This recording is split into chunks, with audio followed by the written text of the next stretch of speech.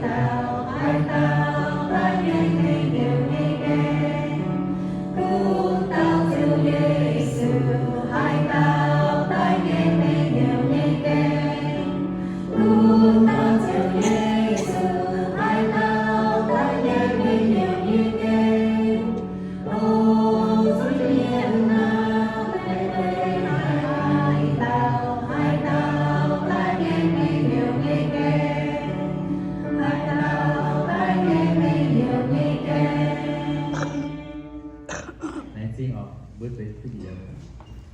điều này trang thì